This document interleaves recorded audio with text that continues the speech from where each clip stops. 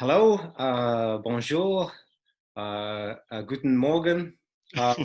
Today I'm talking to the legend of the academic study of historical European martial arts, Daniel Jaquet. And Daniel Jaquet is a Swiss martial arts researcher and historian. And I'm sharing at the moment his website, which is easy to find. If you just type Daniel Jaquet, you'll get his personal website, which is fabulous. He became famous, and I will say famous because it extended beyond the realms of the academic world and into into all sorts of historical interest groups by doing serious research into what it is possible to do in a suit of armor. And there's some fabulous videos of Daniel running, long distance races, doing assault courses, comparing himself with soldiers in battle fatigues, carrying kit and firemen and so on and so on.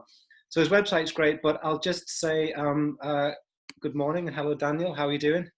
Hi, Paul. Thank you for having me. I'm fine. And you're right. So usually my academic career is not for what I am remembered of. Everybody thinks about the armored man running in. Yeah. and rightly so. I mean, so could you tell us a little bit about how that happened? That's the thing that you became famous is the right word. So internationally well known. You also did things like you wore the suit of armor on a transatlantic flight, didn't you? Because you realized the luggage would be so expensive and it couldn't go on as hand luggage. So you wore a suit of armor to fly to New York or somewhere. Is that right? Yeah, that's correct. So when it was at the Metropolitan Museum, and when he invited me, I said, yes, it's great. I would love to do this, but you have to count that there is extra amount of money for the carry-on luggage. He said, oh, it's out of budget. Mm-hmm. So I said, okay, so I'll do it by wearing it. And you, what? How did you get? How did that work then? How did it pan out? It was. I'll make the long story short because, well, I started by writing to the flight company saying, well, hey, may I? Mhm. And they said yes if the airport security is okay. So I phoned the airport security, and they said yes, we will, but only if the airplane company is all right. So it was chasing cat and mice. And then at the end of the story, they said, well, you have to try. Yeah, yeah. If the security lets you pass, then you go in. And that was the case. So I wasn't wearing the helmet nor the gloves, which are a bit scary. Mhm. But otherwise, yes. So that was it. That was fun. Excellent. So how did it come about, and how did you get a suit of armor, and what was the story? The story was easy. My father was willing to make me a doctor of law, and I said no. I want to study history, and I'm interested in fighting.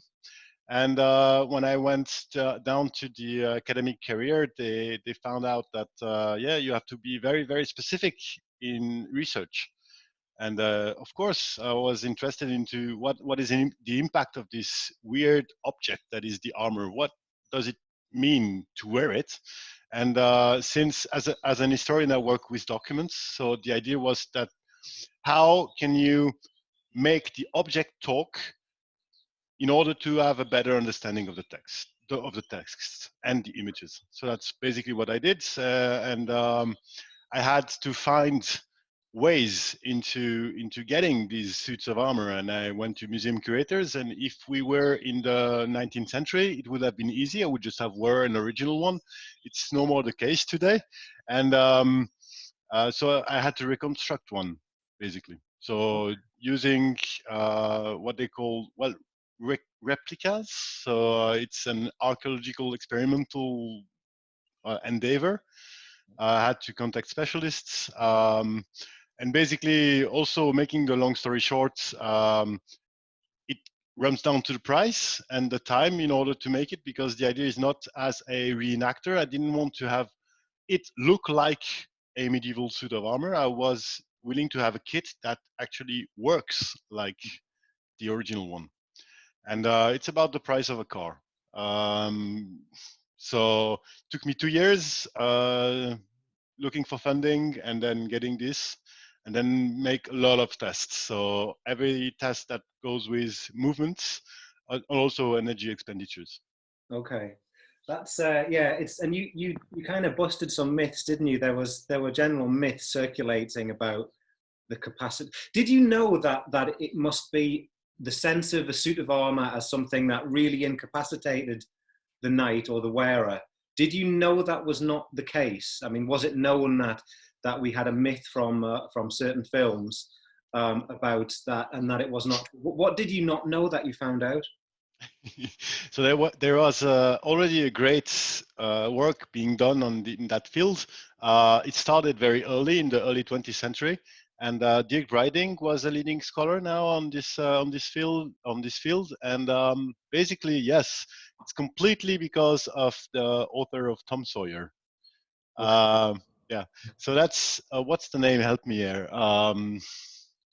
The author.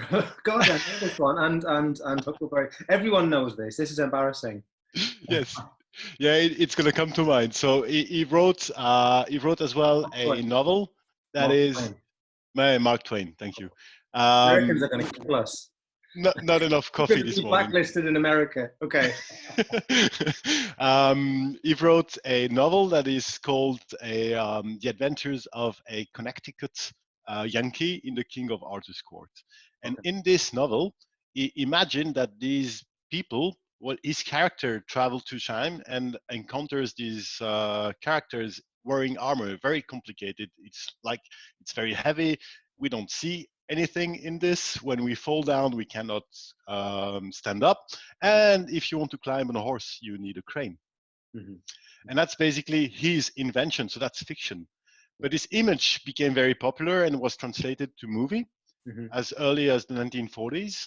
And since it's a very, very popular image that sticks to everybody's mind, so this is about myth busting, right? Because we have no evidence whatsoever that the cranes were used to put, well, to the contrary, we know we have historical text in the 15th century that says that we can jump on the horseback without using the stirrups. Yeah.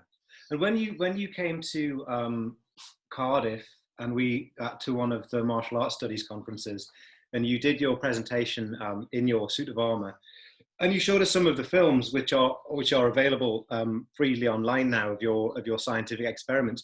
I remember one thing that really stood out for me was that you said actually because of the mechanics of the hinges of the ankle and of the foot, you are more powerful and you can run faster, or there's more power. Because can you explain that a little bit? Because Yeah. that was, I mean, that I remembered that clearly, but didn't quite get it. I mean, Yeah. I'll start with the story behind. So when we did the first experiment, so there was motion capture using traditional sports science methods. We did gait analysis. So every joints were measured in time and space on the three directions of movement. That is extension, flexion, and, internal rotation, external rotation, and yeah. Um, and when we were looking at the results of me doing the gait with and without the armor, I was sitting next to the colleague, and I said, "How come do I have more motion capacity when I am in armor?" And I said, "It's obviously wrong. Your machine is broken." And she looked at me very angry and said, "No, no, no, that's very actual." So we tried to figure that out, and that's easy. That's because of the added weight. So since you have about 40% of your weight added to you, some of your movements are greater. Okay. And that means that some of the movement, by definition, are more effective when you Huh. wear armor. So it's like, I mean, I've noticed recently because we're all on lockdown in different ways, and I can't get out to train. So I've started lifting weights again. And when I do squats with the bar across my back, the first set with no weight on the bar, it's really hard to do.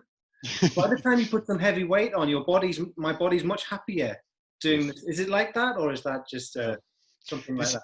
it's also something that is interesting regarding that's a critical point of view regarding evaluating experiments of people doing things like this, because there is loads of people trying to experiment with armor, Yeah. whether in academic pursuit or in leisure pursuit or because it's their hobby and so ever.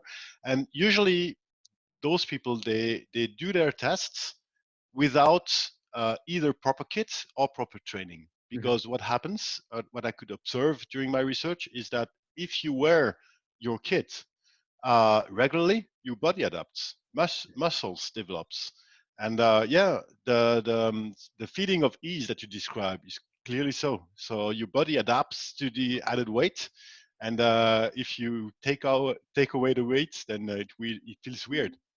Haha, that's true. So you spent a lot of time kind of going about your daily business in a suit of armor. I've seen some clips of this. Yeah. Yes. Yeah. Well, when I received the kit, I said it's no use for just me put this on and do the tests. My body needs to be aware of this. Also, down to proprioception. So your body, your brain, and your neurons they calculate this, and it comes with habits and regular training. So when I received the suit, I said I need to wear this 2 hours a day. Yeah, yeah, yeah. My wife hated me because I cannot put this myself, so I had to. And it And takes a long time, doesn't it? It takes like 45 minutes or something.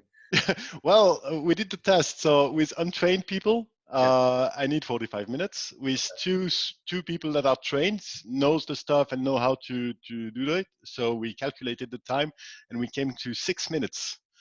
Brilliant. So 6 minutes when you are already ready. So all the garment that you wear below are perfect and set up. Just putting the stuff is 6 minutes with two people. Okay. What was I going to say about that? I mean, I wanted to. Although I remember you also said that there was something like only one natural movement that you couldn't do, and I think it was some kind of movement of the arm that Yeah. that the suit of armor wouldn't accommodate. But you said that's kind of fine because for fighting or horse riding, it's absolutely not required. So when we did the movements of the test, the idea was to explore natural movement as well as what they call functional movement. So all the movements tested to the highest possible capacity. Mhm. And some of movement are impaired, like this one, Uh-huh. are really impaired, but this one is completely free. What is interesting is the way that I tie these observation with the study of the text, because we have technical text in the Middle Ages, those kind of fight books, Mhm. very specific literature. Maybe we're going through describing this during this talk. Mhm. And in this, we see movements are described, and this one is not a movement that you So, use in so the fighting. vertical, you can't put your hands up to surrender. No. You can't. Yes, you can do this. What you cannot do is this. Okay. You can't put And your arm straight up. Um, so can you do a downward strike with a weapon or the hammer fist, or you can do yes, that? yes, You yes, just but can't. that's very dangerous because you expose a weakness here. This is Uh, one of the weakness of the armor. So you don't want this, and you don't need this movement to actually strike down. This movement is completely free. That's fine. right. Okay. This movement, I'm gonna this just. movement, no. This is for Hollywood movies. Like you want to strike down your enemy and split the enemy in half So with the horse. Yeah, I'm gonna talk through the movements because I've just remembered that although we're videoing this, some of it goes on a podcast. The audio goes on a podcast. So Daniel's saying you can't put your hands vertically straight above your head, but you could do a bent arm kind of downward strike. You couldn't do the classic Hollywood kind of holding the sword in two hands and striking straight down like a kendo strike. Yes. But because there's there's a weakness in the armpit because there's no armor there anyway. And also the most efficient thing you want to do when you're wearing a late 15th century armor kit, you can't do anything. Oh, sorry, this is live There's the disturbance. ringtone. Yeah, I'm gonna turn down the volume of this. Interesting to know what that ringtone would be. Yeah. So yes, what you want to do is stick your point into the weakness of the armor. In Yeah. order to do this, you need to push your sword, and that's exactly what the offensive movement that describes is this. And this is completely free with the armor. This is restricted. This is free. Okay, so a more powerful stabbing kind of a. Yeah.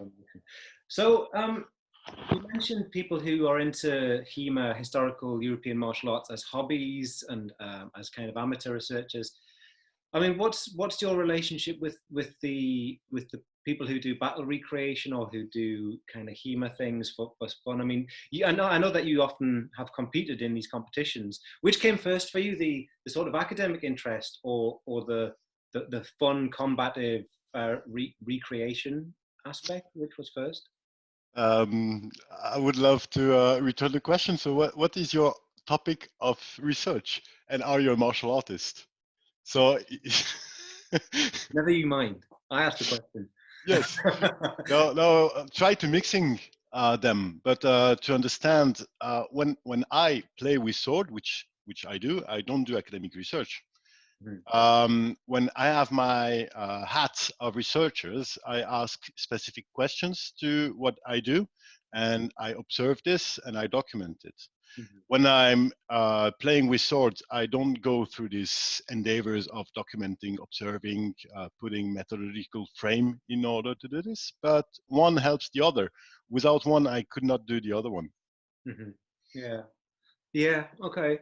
And um, how long a history does HEMA itself, not the historical field, but the growth of popular interest in historical European martial arts? What's the kind of history of that? Like, when did it really become a popular thing?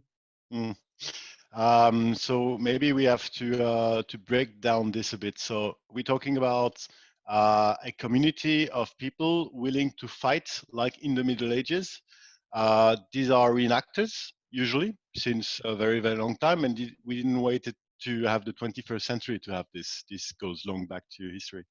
Um, what is very specific and what I think you refer to is this community of practitioners who labels himself between this HEMA thing, so HEMA, Historical European Martial Arts. Um, in the beginning of my academic career, I was trying to say, okay, how come or how would I explain that what I do is not this, Mhm, but it is scientific research. And maybe we have to take the H out of this. So if we're talking about the object of study, we can call this European martial arts. If we're talking about the documents, we're talking about fight books. And if we're talking about the community of practitioners try to recreating this or doing serious studies about this, then we can call this HEMA. And to go down to your questions, when was it a thing? I think the first wave that we could call historical European martial arts began in the 19th century, same times as Mark Twain, when they started when the Olympic movement started to go big and turning, well, the invention of combat sports, basically, mhm, there was a lot of interest into, well, come on, this is related to a past, mhm. or this is related to something that people can identify themselves with. Mhm. So I think the beginning in the context of Europe about this started really in the last decade of the 19th century. So And is it connected with a kind of nationalism, a search for cultural roots and cultural memory?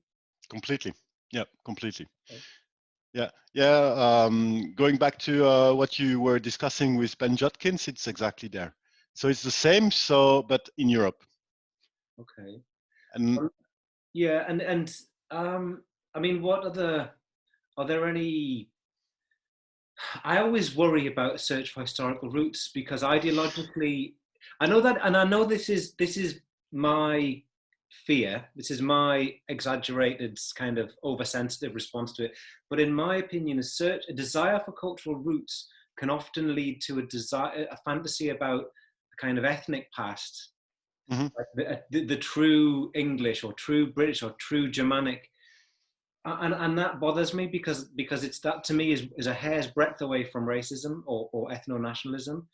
I mean, obviously there are going to be practitioners who uh, indulge in these kinds of fantasies and these kinds of dreams and so on. But do you think that the practices are more self-aware than that, or am I stigmatizing practitioners by worrying about their politics or their whether they're racist or not? What do you think? Yeah, that there has been huge discussion online, especially on social networks. People expressing those fears, Mm-hmm. and people reacting or overreacting over those. Mm-hmm. Yes, definitely. Also, the problem is that people using the studies that are made or the rediscoveries or this documentation to try to put this to an argument to an agenda that is not the one of people studying this is dangerous, Mm-hmm. because then there are some association with this. Mm-hmm. So yeah, we are kind of can you say prudent or precautious? Yeah, you Uh, can. Yeah, yeah, yeah. uh, and yes, what you describe, we have groups trying to link this to an heritage that is their own, and you can clearly see the same thing that you can see in the 1930s or 40s happening again. Yeah. It's a funny. It's a funny process, isn't it? It's a funny risk because it's hard to articulate it unless you've really theorized the problems of racism and the problems of kind of cultural bigotry. A friend of mine, I won't mention his name, and I won't mention the social media, and I won't. But I'll try. I'll be as vague as possible. He's not an academic, and he won't listen to this, but he might. He once was advocating the view that he'd found somewhere that, like, the thing about Roman roads being straight, long and straight, arguing that actually the Romans just reused roads that had been established by Celts, and they were actually like Celtic roads. And I'm like, no, that's there's no like, why do you want this to be true? Like, why do you want it to have been an indigenous people who did this rather than a migrant kind of colonizing imperial group of foreigners? I suppose. Well, it's just like it's why do you want it to be your ethnicity? It worries me.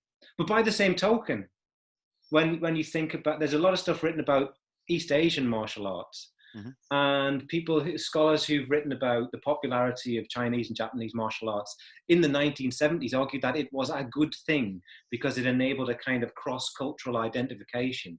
So the equation goes: cross-cultural identification, good; monocultural identification, bad.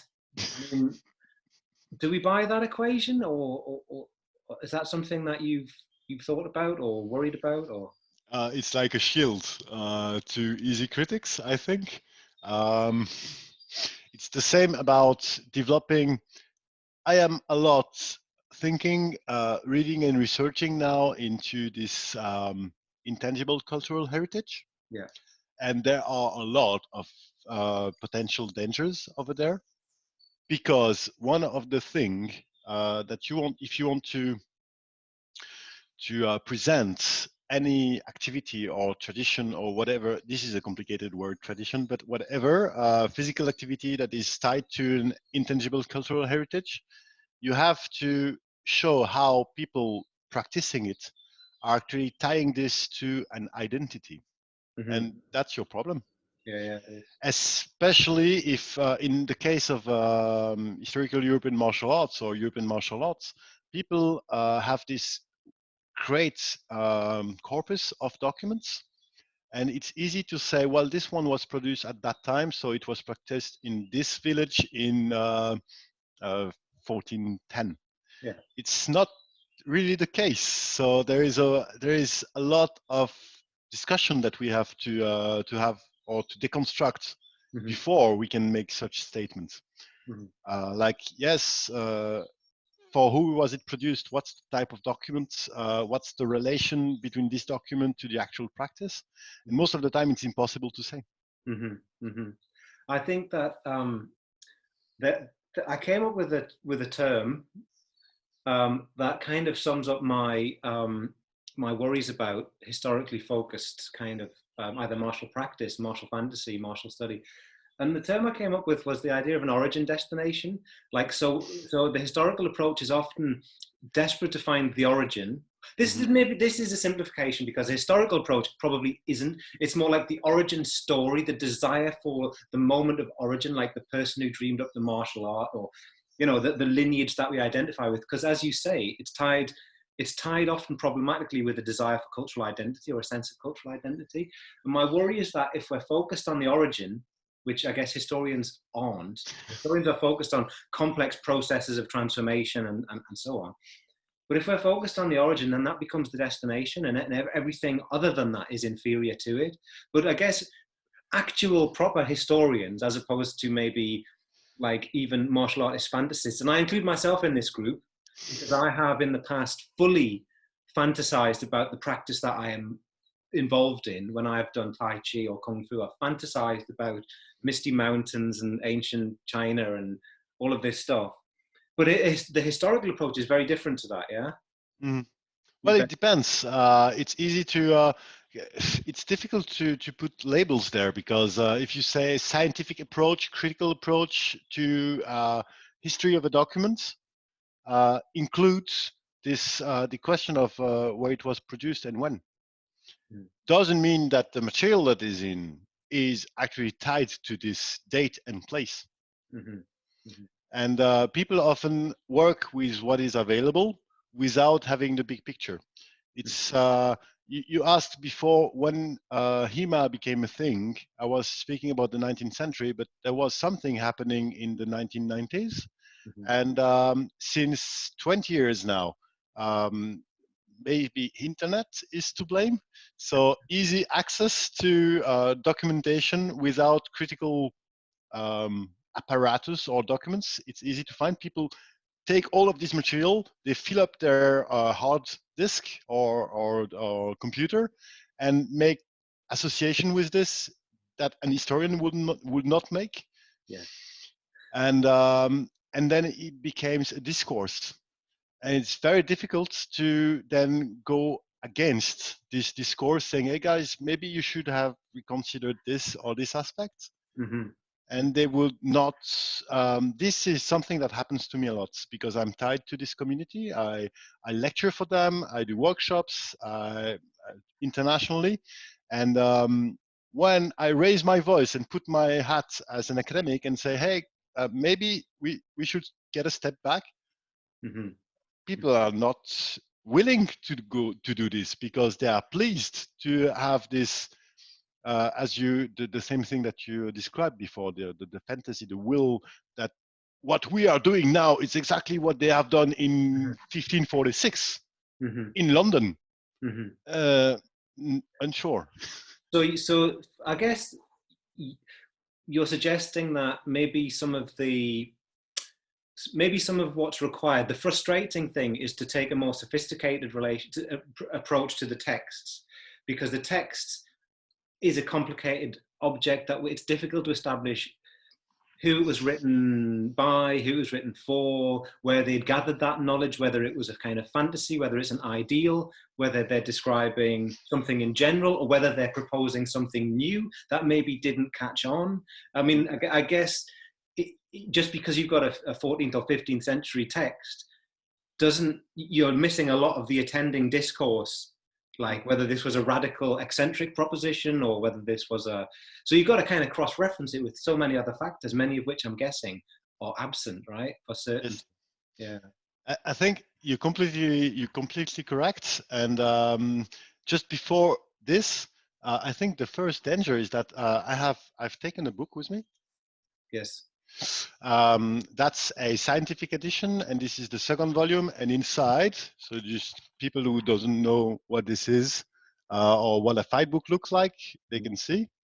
So you have text, textual instruction, and illustration, and this describes technical movements, which is martial arts. Now, people that discover this, they have to access the language. If you go on the internet, you will find translation, most of the time made by practitioners, not by a scholarly approach. And you have tons of issues there. So this is not a manual. You cannot just take this, read it, replicate the movement, and say that you are doing wrestling technique from the middle 15th century by doing this. So, because they probably were not meant as manual. Yeah. Uh, Try and work out the function of that text. I always remember there's a line in Walter Benjamin somewhere, probably in like the Task of the Translator, and he argues that we never translate the text like into its own terms. We always modify the text because we translate historical text into terms that we understand. mhm. So and for our concerns, or even a cross-cultural text, we translate the text from another language into terms that make sense in this culture. So we are by definition and unavoidably necessarily changing it. Like there is no original text in the sense that it was always, so Jacques Derrida's term of différance is always differing, its meaning is always differing, it's always, and that's a very frustrating but also enabling kind of a fact, isn't it? It's like our ontological relationship with a text is one of, we can probably get quite certain-ish if we can bring in other factors around there, but in historical European martial arts, so much is missing that we always have that leap of imaginative invention. Mhm. You That think? is, yes. I think you put the word that we haven't done it before, invention. Yeah. Historical European martial arts is invented practice, reinvented practice based on historical documents. Um, and the agenda of people doing this, it, they don't want to actually do an historical study of that text, and they don't care about all the issues that we were mentioning before. What they want is to do the martial arts. Yeah. In order to do this, they have to adapt it to their context, to their environment, and this is then reinvention. Of course, it is reinvention. Here's a question, and this is something that I know this is probably a conundrum. It's one of these riddles of the ages. But do you think, as a practitioner of a range of martial arts and user of many different sorts of weapons, that there is something? So let's get something. So we'll get something basic, right?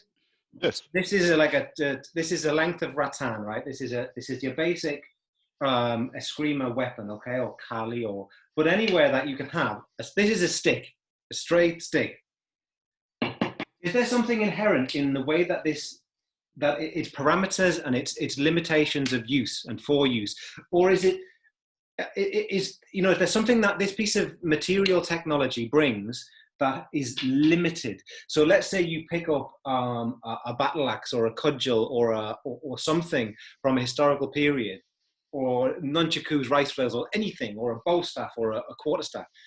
Are its parameters prescribed in its relationship with the human body, or is it always invented? Can you work out how they would use a staff in ancient times? Well, the first layer of thing you can do is try to identify what was the object meant to be used in historical documentation. Mm-hmm. And this is often leads to wild guess. Oh yes, of course, I've seen people on internet measuring the length of the sword on a medieval image. Mm-hmm. And I say, okay, this is nice, but yeah, you have to understand the medieval image first, right? Yeah. This is not a photographic document. You could do on the photographic documents. You cannot do this on the medieval illustration. So to go back to your question, it's very, very difficult to make that association. I had the same issue in my research. Like, how do I choose a suit of armor that would fit what is illustrated in my documents? And is there any technological elements or specific things that would change the movements according to the type of objects? Yes, there is. Yes, there is. And but the problem is that how do you document this? How too difficult. Too difficult. I would say that what I do are interpretive tryouts. And in order to get to something that you will not be able to you aim to something that you cannot have. In order to minimize this, then you multiply the approach and you cross-reference them, and then you can say I'm closer to where I was willing to go, but these are the limits of my approach because it's based on documentation, not on objects. Blah blah blah. I guess you can try to establish certain probabilities. There's lots of different kinds of studies you could do. I mean, I was just thinking about even talking about the basic propensity of the human body. There's no one propensity and there's no one body. I mean, someone could be injured. Like, you know, often you get this. Remember when we went to a conference in Trier organized by Eric Burkhardt and Eva Bishkoff, and Greg Downey was there, and he was talking about the kind of the Eurocentrism of certain socio-biological understandings of combat, and the idea that the fist is natural. There was that now fortunately kind of refuted argument that the fist is an evolutionary kind of feature. So the fist is not for grabbing, the fist is for punching, and therefore boxing is somehow like the natural degree zero of human combat. But I mean, and it's just nonsense because it's such a cultural thing. And as Greg Downey argued, like it's the existence of boxing gloves that give it the dominance that it has. If you take away boxing gloves, people won't box. You know, other fists become more valid in other parts of the body. But even like I have a body and I think I've got one body, but even if I'm just doing basic boxing, jab, cross, hook, I probably won't hook because I've had so many shoulder injuries. I just won't throw that punch. For me, it would be an uppercut. So if I was teaching someone and I didn't have a pedagogical principle other than what works for me, I would never teach people to do a hook, never, because it hurts my shoulders, you know. So massive digression. I would like to tie this to a discussion that we had with colleagues. I think the Swedish gymnastic was mentioned in your talk with Ben, so as a thing of this national exhibition of demonstration of martial practice. Mm-hmm. This is still something that I find in the gym today of people doing HEMA. What they do basically is that the instructor or the people interpreting those texts, mm-hmm. he finds the ideal movement and he tries to give this back to the students in order to replicate. This is what you would need to do if you want to succeed in replicating this movement. Mm-hmm. It's not the case. This is a construct of the 20th century. Mm-hmm. Even I have in this documentation in the 16th century, I have an author who writes down, very progressive, that every technique in his book should be adapted to one's body. Okay. There you have it. There you have it. Yeah. 1570s published in Strasbourg, Joachim Meyer. Yeah. Very progressive martial artist instructor. Okay. So speaking of progressive, you are currently working on, you've got loads of different projects on the go, haven't you? Wayne, what are your ongoing projects at the moment? I would like, I have an application going on to a project that has been on since at least 2 or 3 years. If I get this, I think we can go down to the path. I've labeled this as experimental history. What I hate is that people mix what HEMA is. We don't do experimental archaeology. This is not the case, because if you do experimental archaeology, you start with an object and you try to replicate the object, and the process in recreating the object then goes back to the original object. This is perfect, established methodology, scientific ever, no issues. We cannot do this with martial arts. There is no object that contains the information about the gesture. Mm-hmm. So we need another workaround. If we want to go down to understanding those texts, because this is what I try to aim at, is understanding these documents and what are their relation with technique du corps, if we can call this. Yeah. In order to do this, we have to define new methods.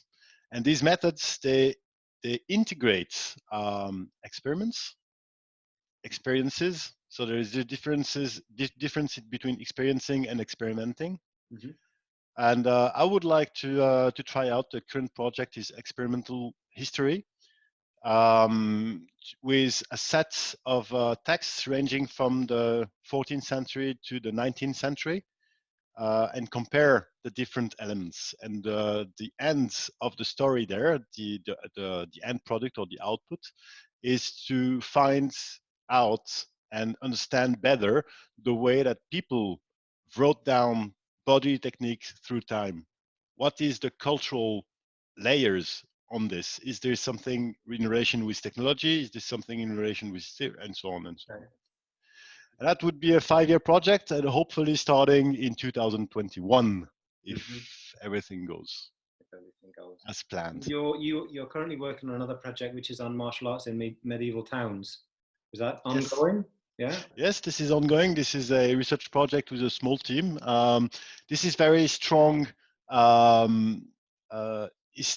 the field is history, so it's archival documents. So basically, what I try to do there or achieve is connecting technical literature such as fight book or other traces of bodily technique with other type of sources, administrative sources, legal sources in the towns, exploring how martial culture has helped turning the towns that were motors of the modern state between the late 15th century and the early 16th century in the context of Switzerland and neighboring spaces. Okay, fascinating, brilliant, Yeah, brilliant. this is great. Yeah. You're also organizing a major international conference for next year, which is still kind of embryonic, but it's something to look out for, right? Yes. Well, you have to wait 2 weeks, and then you'll have a website. 2 weeks and a website, yes, and we know this to be true and we're going to be discussing this once we finish this this recording. We're going to stay online and chat about this exciting new conference for next year. So I guess, Daniel, don't hang up, but I'm going to say thank you, and I'm going to stop recording. So thank you, Daniel Jaquet. Thank you, Paul.